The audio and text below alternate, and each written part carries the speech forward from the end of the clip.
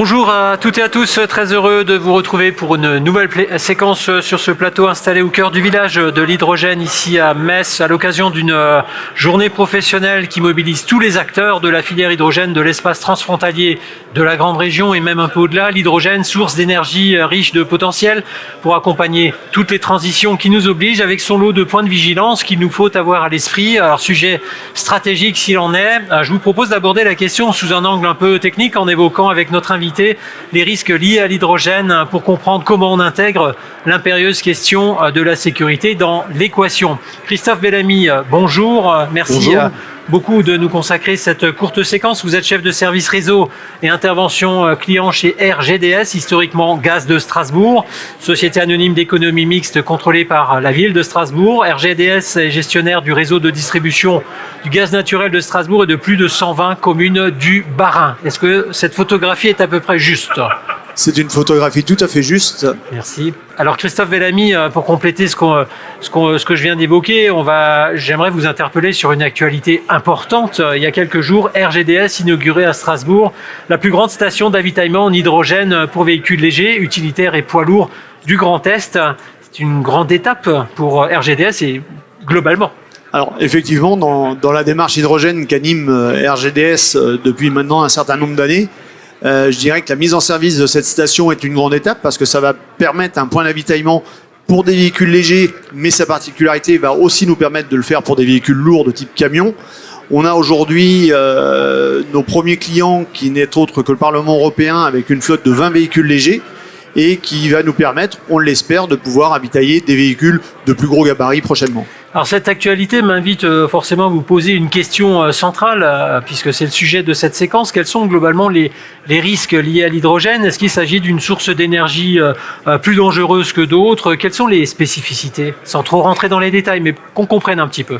Alors, les spécificités de l'hydrogène sont les mêmes que tout autre gaz combustible, c'est-à-dire que c'est l'inflammation, l'explosion, s'il devait y avoir une accumulation.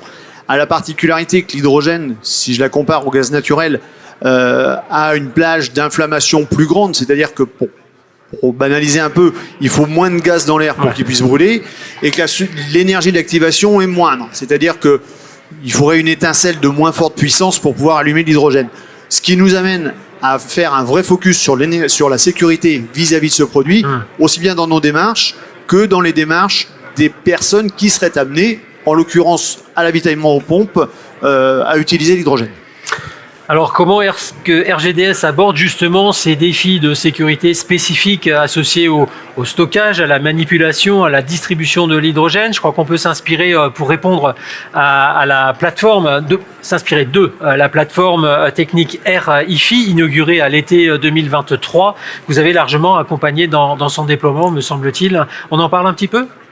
Alors la plateforme RIFI est une plateforme technique pas uniquement liée à la sécurité, mais qui va nous permettre d'aborder l'ensemble des métiers de la distribution de l'oxygène, de l'hydrogène.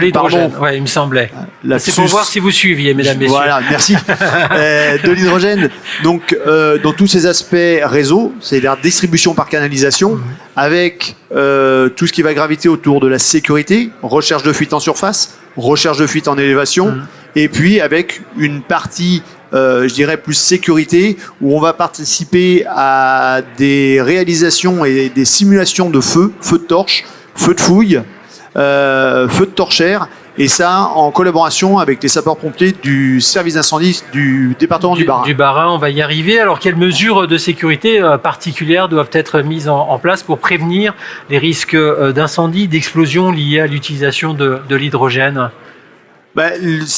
On va retrouver exactement les mêmes recommandations que pour n'importe quel autre gaz. Donc il n'y a pas de particularité à l'hydrogène, si ce n'est d'éviter les étincelles, de ventiler largement si une fuite venait à subvenir, avec la particularité quand même de l'hydrogène dans sa phase combustion, c'est que c'est une flamme invisible.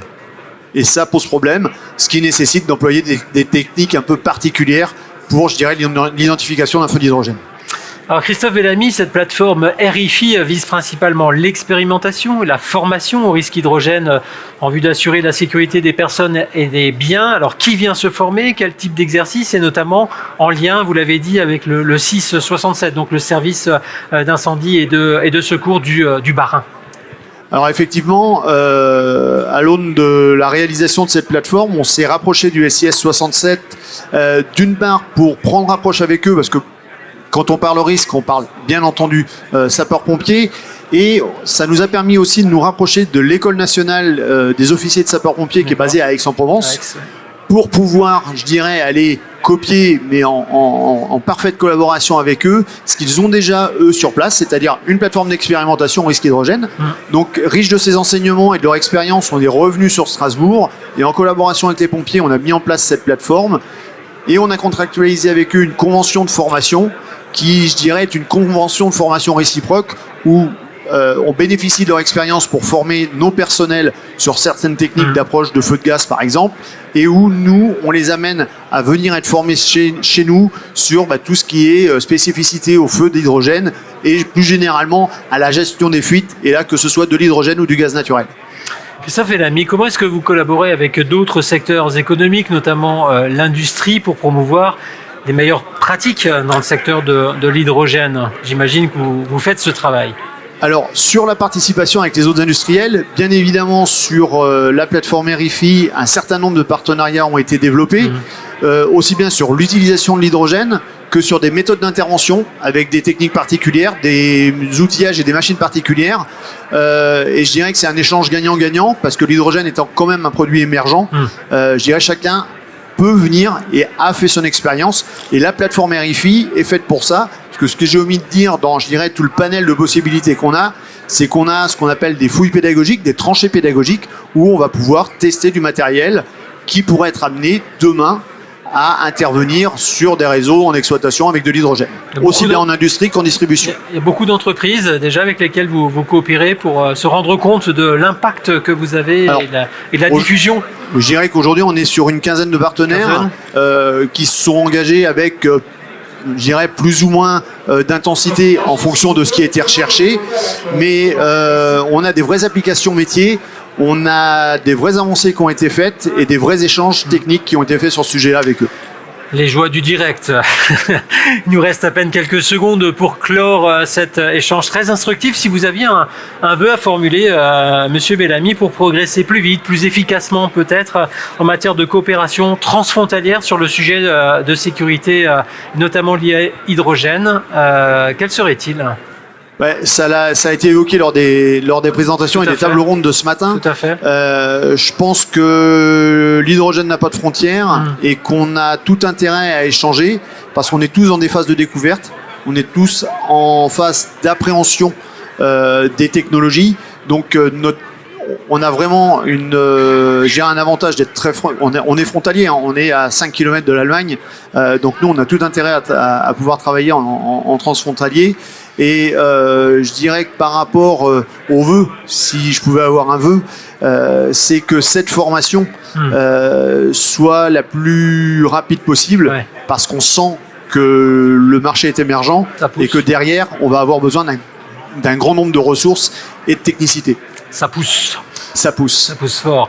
Merci beaucoup, Christophe Bellamy. C'est un plaisir de vous accueillir dans le cadre de ce village de l'hydrogène qui se déploie tout autour de nous avec beaucoup de vie, et ça fait plaisir. Tous les sujets, ils sont abordés avec beaucoup d'expertise, comme celui de la sécurité qu'on vient de décrypter avec le concours donc de RGDS. À bientôt pour d'autres discussions autour de l'hydrogène et de ses enjeux en grande région et ailleurs. Merci pour votre attention.